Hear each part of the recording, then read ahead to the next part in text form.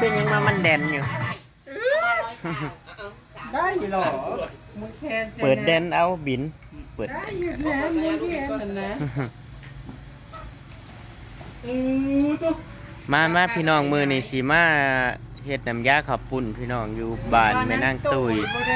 มืออื่นบุญบ้านแม่นางตุยเด้อพี่น้องมืออื่นนั่นมาเด้อมาแห่ผาป่าน้ำกันเด้อพี่น้องเด้อสวัสดีเด้อพี่น้องปองปายเบิดสุภูทุกคนพี่น้องสวัสดีพี่น้องมาได้บุญบ้านมืออื่นนะจ้ามือนี้ฉันนำกับปุ้นนะจ้าบุญใหญ่หรือบุญน้อย บุญใหญ่จ้าบุญผาป่าบุญใหญ่บุญเบิร์ดปีผาป่ามาแต่ใสผาป่ามาแต่ใสครั้งนี้คุณก็เอาข้าวปุ้นเท่าไหร่นะ70 โลจ้ากลัวไปอิ่มเพราะว่าพี่น้องเยอะจ้าคุณจะเลี้ยงหมดหมู่บ้านใช่ไหมจ้าพี่น้องปีนี่นั่งเอาข้าวปุ้น70 โลพี่น้องโตข้าวปุ้น70 โลใส่ละหมอข้าวปุ้นนะแม่เสียวหมอน้ำข้าวปุ้นนะใส่ยกมาเบิ่งดูเอาแม่นบ่ข้าวปุ้น70 โลพี่น้องไก่ในจักโตน่ะหาตัวซ้ำกับปั้นเอาไก่ผูใหญ่มาไปฮะตัวดูเจอเลยเจอเลย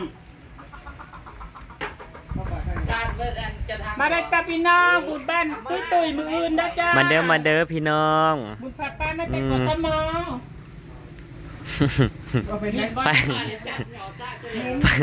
ไปอยากเป็นสปอนเซอร์ยังกับเขามาเด้อมืออื่นนั่นใช่ละหมอขับปุ่นนั่ง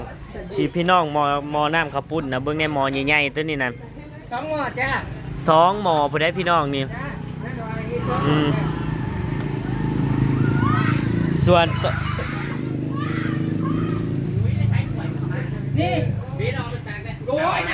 นมากระทะยุกบ่แม่นศิลาวาดเพิ่นก็สิแกงหน่อไม้เพิ่นเอาหน่อไม้ในกอเพิ่นมาเด้พี่น้องเพิ่นสิแกงหน่อไม้ส่วนน้ำกับปุ่นบ่ได้กินง่ายดอกพี่น้องเพราะว่ากำลังสิคั่วไก่อยู่กลัวสิคั่วกลัวสิต้มกลัวสิหยังแล้วพี่น้อง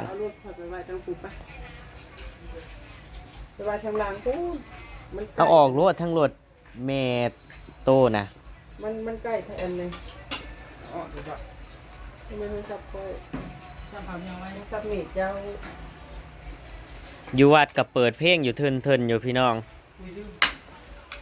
เจ้าก็บ่ได้ไปซอยเวียกวัดเวียกหยังบ่แม่เสี่ยว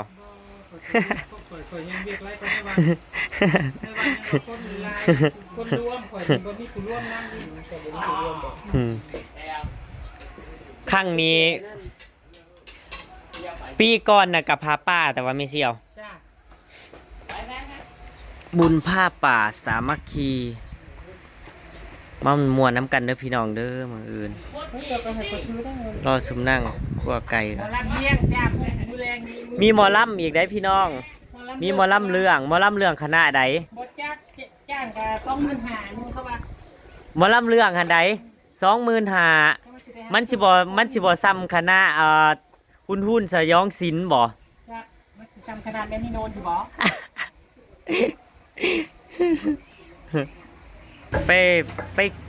ไปหาพื้นมาดังได้นั่นหรือว่าไปหาแอลผู้บ่าวแถวนั้นนัดผู้บ่าวคนนี้บ่เจอผัวกันเทศกาลงานบุญมึงก็ยังรู้ว่ามันขืนนู่นนับไปเอากดเอาด่าเขาขืนเลยกระสอบน้ำมัดกระสอบจุ่มรู้จักเลยสีกี้เงี้ยวเลยเหลืองเนี่ยแล้วก็จะการจุ่มโอ้ยจะไม่มาพิษได้แบบแต่การเรื่องถึงได้ด้วยกูเป็นเม้นเนาะไอ้แปลกระสอบเหยียนมาไปเม้นเหลืองวะก้อนจุ่มนั่นยังไงมันเว้นแน่เวลาอย่ามันเห็นแน่จุ่มไม่ดูถ้าจุ่มใกล้เด็ดบักวินจุ่มก็ไงก็เจ้ากล้าจุ่มสิทำมันนี่จุ่มก็ลุกไว้2 ตีน2 มือ2 ตีนลุกไก่น่ะลุกหัวมันก่อนมันจังเตี้ยง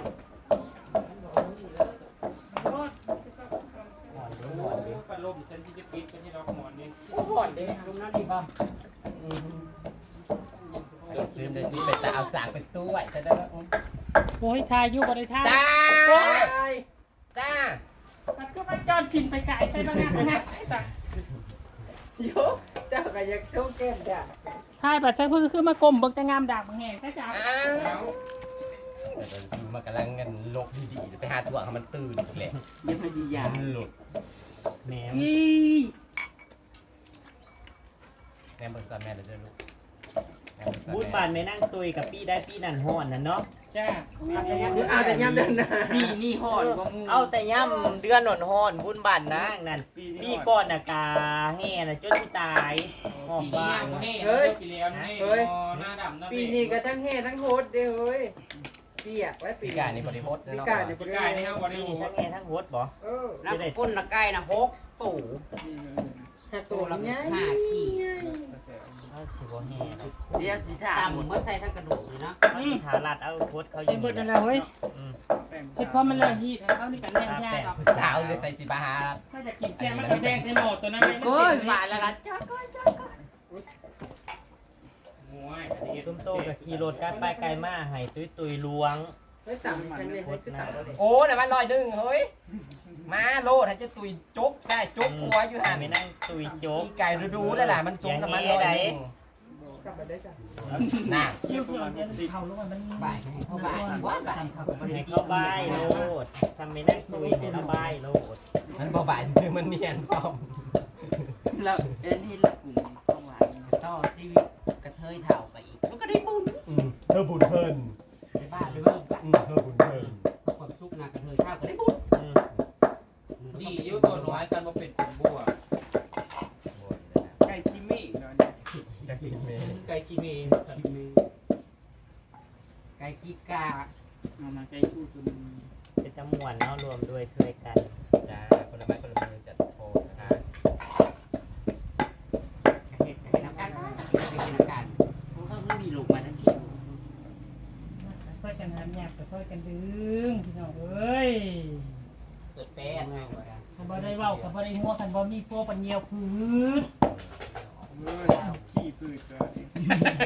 มันอย่าพืชหน้าขี้แล้วนะว่าในแปด เลยจะฆ่าแฟนเจ้าเถื่อผู้หวานนี่สัตว์อร่อยๆอย่ามาพืชกระต่ายเขาแห้ง ตัวขี้มู ทีมไก่แต่ละตัวขนาดคนหมักเนาะ ลองเถ่ามัน เพื่อ อยู่ ปีที่ซื้อปีนะกินกับปุ้นใส่กับขี่โทษ การมีลอง หมู่บ้านข้าวโบนะครับขี่อยู่ของน้ำแล้วทุกคนยังบ่ทันได้เปิดน้ำแล้วก็ไปนั่งถ่าแล้ว คุณข้าวเราจะกินคุณกินคุณแรกคุณแม่เขานะ เขาไปนั่งถ่าบ่มีน้ำจักเป็ดได้เลยถ้าว่าน้ำแล้วบ่ไปสิตายสิได้บ่อ่านแล้วนั่งอยู่กับไปให้ เดี๋ยวว่าอาร์ตของร้านขี้ งานเกียร์แน่บ่ ตรงเลยตรงเลย งานบอกเคยตรงเลงดอกของมันนาน มีแต่กระโดอยู่บ่ได้เฮ็ดซ้ำซากอยู่ มันสิพ่อมันสิพ่อ เอาหอยอ่ะบริใต้ก้นบ่ มันสิพ่อ อุ้ยเป็นวันสิลงแล้วบ้างลูก โอ้ ได้ ได้ นวดแดดค่ะ จะเสียงมันเรียนนะ มันสิ บ้าน พ่อ เติมเติมแล้วไปเอาลงแล้วบ้านหอยเดียว เอา มา มาให้เอาไปกู้ว่าเบิดใกล้แล้วแม่ซื้อดี ลุกก่อนพี่น้องสักแป๊บ พูดว่าเป็นพิษเป็นภัยได้เนาะแมงอันนี้นะหลุด คิดกันยังสิหน่อยเด้อ เฮ้ยหมดคันได้อย่างนี้นะสะอ่อนสุดเด้ หมุดคัน สะอ่อนสุดผูกว่าไก่นี่เด้เนาะเอ้ยซีฟู้ดมาสั่นทูพีชวันพีชโอ้ยไก่นะพี่น้องกลัวไก่ให้นำข้าวปุ้นหมอกับบะได้ง่ายดอกพี่น้องอ๋องหมอแน่เนาะอ้อยข้าวปุ้น70 โลโอ้ วันยี่งานโยกนะลูก สิเกนต้นกระแกงออกมาเห็นขนมจีนงานแต่งบ่ ค้างบ้าน ไม่ได้ข้างบ้านจังดีไกลบ้านข้าม นี่เอาบ้า ตีลูกกูดิซุกะยังว่าหมดกะยังว่า ไม่แน่นมุด ใช้ไม่ขวดแล้วนะ อุ้ย มันครบ มันมาตามกินไก่นะครับเดี๋ยวอย่ามาซีดใส่ข้าวเดียวตายทั้งคนแม่แห้งขึ้นอ่ะตาเด้เนาะ มันเป็นอะไรเฮ็ดซุยฮุยอยู่บ่ แล้วเพิ่งคือหม้อไอเทบอก มันบ่ได้มีหม้อมันเอาน้ำลวกเพาะขูดออกแล้วมันว่าบักอีนี่พักเบรกอีกก่อน เฮ็ดพุ่มจอนบ้านมันอยู่ เฮ้ย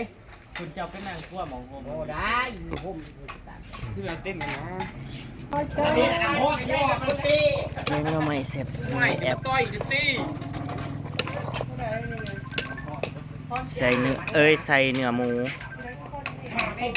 ใส่หมักฮ้อยน้ำพี่น้องหมักฮ้อยครัวบ่ หอยเก็บเก็บว่าขัวกับบริขัวเก็บไว้ในหน้าบ่อัดทุกคนยังมันจ้อยคือมันดีมาใส่ ไม่จอยไม่ดำไม่จอยไม่ดำอย่าง หอยจอยหอยดำ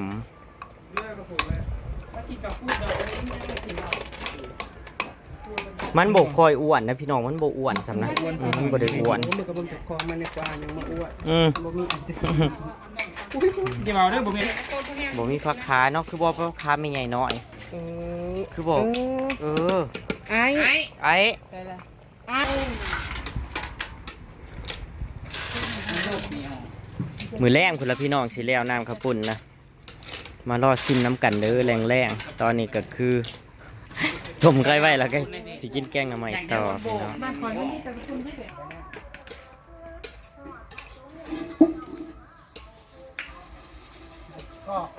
จะกินตุ้ยมีดไปน้อยไปแล้วไม่ใส่มาให้นี่มีดน้อยๆมึงน่ะไปแล้วมา ให้อีน้อยให้จัดการใส่นั่น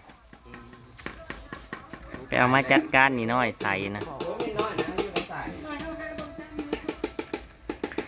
ไก่5 โตพี่น้องไก่แจ้5 โต6 โตไก่แจ้6 โตพี่น้องน่าสิคนอยู่ดอก น้ำมีดแท้ๆนะมีดน้อยนั้นมีดดำน้อยนะเบื่อเป็ดนะออกลูก10เท่าไหร่13เหลือ11เต็งลูกตายไก่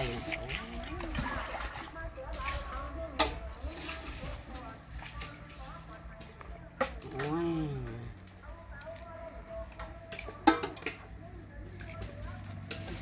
เจ้าของบ่อไผ่เข้ามาเบิ่ง ใส่ตีนน้ำมันนี่แม่เสียว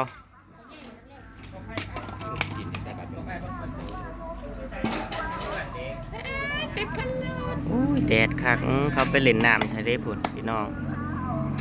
เต็มขั้นรถไปละ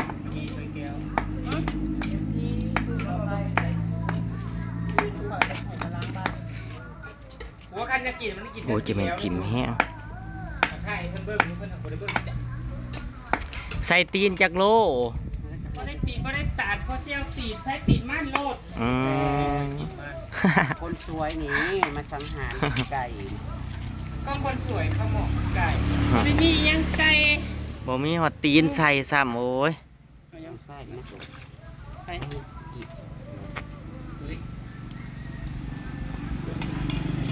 ติดกับบ่ได้ยังมาใส่เลยยังกับบ่ได้ ไอ้แม่นละมา เอ้า อีนี่ก็ได้ ดาวแอล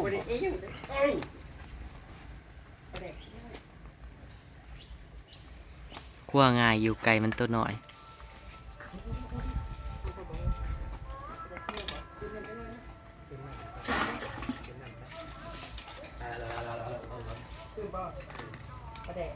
ใช้บ่ปรับเพิ่นให้บ่ได้ปรับเพิ่นสมูเลขกับเต็ดอยู่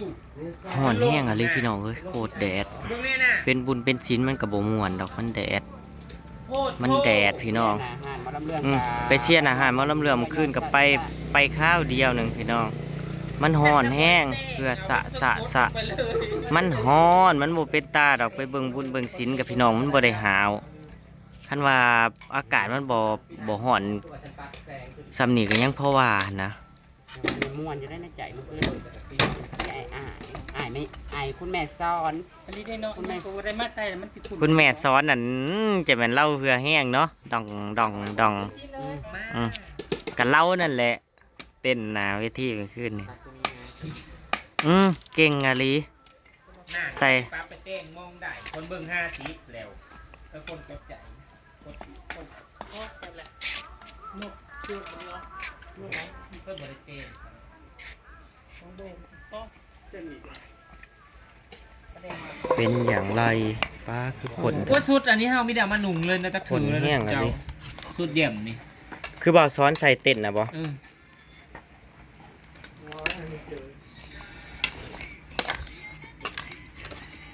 แซ่บคั่วแล้วพี่น้องเขาก็สิมาต้มเนาะ มาต้มไว้ มาดับให้จ้อยเขาอ่ะก็ไปใจแท้ ไก่6ตัวปี๊ดแต่ว่าบ่มีตรงมีตีนไก่ยังใส่เลยพี่น้อง มาดับให้ มาเบิ่งกันว่ามันสิคนบ่เนาะพี่น้อง เพราะว่าหมอก็ใหญ่อยู่ได้พี่น้อง ไก่มีแต่ต้นน้อย70 โลป้า เลี้ยงบ้าน 70 โลซ้ำเฮ็ดงานขึ้นเพื่อนยังเอาโลด แดงเลย ซ้ำเฮ็ดงานแต่งเฮ็ดงานขึ้นเพื่อนพุ่นบ่แม่นน้อยๆได้เฮ็ดแล้วเราก็แบ่งกันพี่น้อง แบ่งเพื่อนไต่เพื่อนโน่นเพื่อนนี่พี่น้องสามครอบครัว บ่ที่งานเฮาน่ะมันได้กินดูอยู่ อืมกินสำนั่นแล้วเอาไปเอามากกับกินเทื่อเดียวสำนั่นแล้วเอาขาบเดียวสองขาบ มันได้กินหลายอยู่ ๆบอกว่า หึ วันนั้นตุ๋ยซุ่มเฮาบ่ต้องออนไลน์ได้บ่เนี่ยหาโลพอ หาโลกกับให้มันเบิดเถอะ หาโลแล้วกินจะปลูกหมอน เขาผัดหมักเอากระปุ่นย่ายแบนเนาะว่าอลีเลย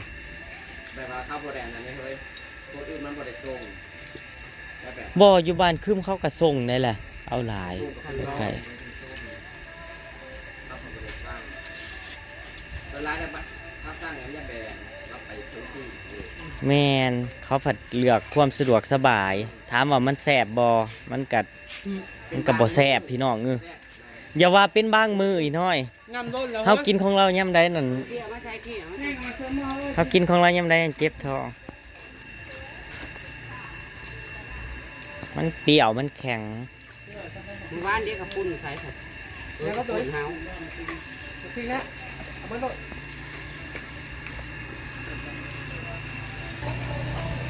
สิต้มใส่เลยบ่แม่นเสียว จักเด้ ต้มใส่เลยมันจังตำง่ายเนาะบ่าวน้ำ มันเผ็ด พริกนี่ มันเผ็ดบ้านเฮานะ เอาด้วยตัวน้อยมันกินกับด้านนั่นแหละ มันต้อง ใส่สบายมะกรูดเจ้า มาตุ้ยมีเครื่องปั้น ใบมะกรูด ใบมะกรูดจ้ะ ใบมะกรูด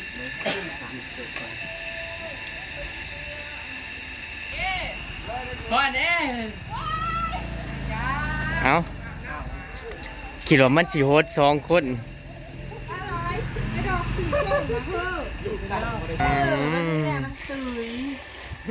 แม่เสียวคือเจ้าอยู่ใด มันคือได้ตื่นเวลาจะใส่ อืม เวลาจะกล่องคน เจ้าก็ใส่ไปแห่โลดมืออื่นนั่น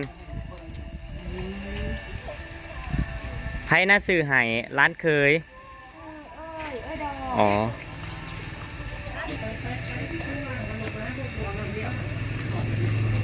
แล้วยังบ่ติดใจให้แน่มีบ้างจ้ามือนี่ดิ ตัวใกล้มันแห้งตัวดีคือพ่อง่วนนะกะกี่พยานสำนั่งต่อนั่งต่อนะ เอาลง ยุบมาลงนี่นะบ่เอาเบิดเด้อ ไม่ใช่ขวดเอาน้ำไป คนละเส้นน้ำนาน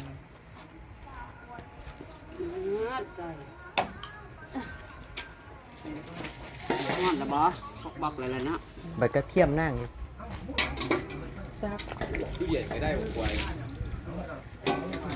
นั่งบ่ใส่หัวหอมน้ำบ่ไม่เสียว ใส่หัวหอมจะ กระเทียมเจ้าเด้ซะ สมใส่กระเทียม ใส่แต่กระเทียม เสียไว้มันใจว่า ใส่หอมบัวนะ บ่ได้ยินได้น่ะ มีกระเทียมนั่งเอามาเลยนี่ กระเทียม พ่อของมันจะไปเอาประเดี๋ยวมาพ่อเลยเนาะ อันนี้คือหมอต้มไก่พี่น้องแต่หมอสิเฮ็ดคือหมอใหญ่พุ่น 3 กล่อง คันหมอนั่นน่ะเอาหมอนี่บ่ประเดกนี่สิประเดกนะทางบ่อนี่ เอาร้ายประหัด โอ้ยพ่อแล้วกระเทียมจะนั่นน่ะ แล้วใส่กระเทียมต่ำได้ ยังบ่ได้เฮ็ดหยังเลย เราจะต้มไว้ เคยอีกสัก เอาไว้โลนึงไป กระเทียมน่ะใส่ร้ายมัน ได้ สิ ข แซ่ ว บ ดนะไม่อีก2 จำน่ะบ่พอดอกกระเทียมมันบ่ห สอ อง ม 3โหลดเฮ้ยเพราะว่าประเดกอันนี้เอามาอีกเด้อที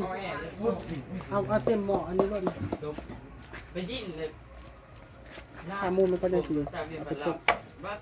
ตัวต้มก่อนบ่ครับ กะทิสั่งกูกันพ่อแล้ว พอแล้วง่ายไม่ได้ บ่พ่อ หม้อบ่แม่นหม้อนั่นเด้อหม้อพี่ไหนหม้อสิอันนี้เจ้าที่ต้มยังตัวเอ้ย ใกล้ว่ะ ได้ต้มปลาแดกกับต้มด้วย หมอน้ำข้าวปุ้นหมอนี่หรือโนโมนั่น หมูน้ำใหญ่กูแล้ว เอา หมูนี่บริโภคด้วยโอ้โหโหด ไอ้ที่นี่เห็นเติมนะครับชื่อเพื่อนทองครับ ต้มปลาแดกพี่น้องต้มปลาแดกใส่เขาสิใส่คู่กันกับแม่บุญลำ นี่โอ้คนขี้เลย ตีดังสันหอยเลย นี่เด็กจอมข้อ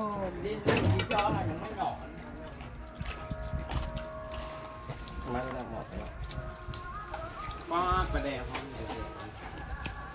มีกระแรงกันเลยเนาะ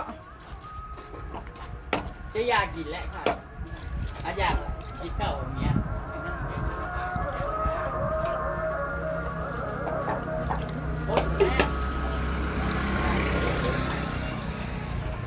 ถ้าที่ได้น้ำมาจากที่ตั้งไว้ปัจจุบันนะซู จะได้น้ำ เฮ้ย เป็นปอร้อย ตีดบ่าวน้ำจะเบิ่งขนาดต้มไก่ ขนาดต้มไก่ ข กับ นาดต้ม มอน ไก่นะหมอ บ้ากับซีพุ หมอต้มไก่ เนาะก็แม่ที่บ้านเฮานะเนาะ พวกที่งานให้กิ้งนี้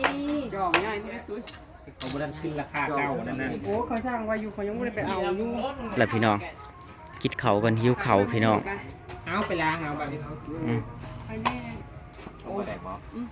โอ้ยทำนี่บ่นี่นะล่างแล้วต้มใส่กันโลดข้างในนะ ต้มใส่กันเลยน้อยเดียวหนึงหมักพริกได้สะบอลงพร้อมกันบ่หมักพริกเกาลง มันสิบ่โคตรบ่บักพริกนี่ มันบ่ได้เผ็ดเด้นั่นน่ะซำนั้นนั่นเอา เว้ยเอาลงแบบนี้บอกเว้ยหรือเอาใส่โถเว้ยมาเตะ เลือดนี่เอาไปไหม เอาลงแบบนั้นเลยนะอีน้อยเอาลงโลดอืมอีดจักมันสิโฟดจังใดบัดนี้ จองแจงคนละบัก จ้องใหญ่นางบ่มีบ่อืมตีนไก่ก็มีสำนีกระต้มใส่กันเลยโลดพี่น้องอืม แซ่บ โอ้ย ใส่บังดูเลย โอ้ได้ โอ้ยอื คนบัก ม พอแล้วเธอใส่บักกว่า อันนี้คือปลาแดกต้มปิดฝาไว้ ไปพี่น้องอำลาพระจากพี่น้องตามคลิปหน้าเลยพี่น้องเด้อ แซ่บหัวไก่ปัก ไปละพี่น้องสวัสดีครับ ผมไก่6 โตวพี่น้องจ้ะสวัสดีครับผม ข้างล่าง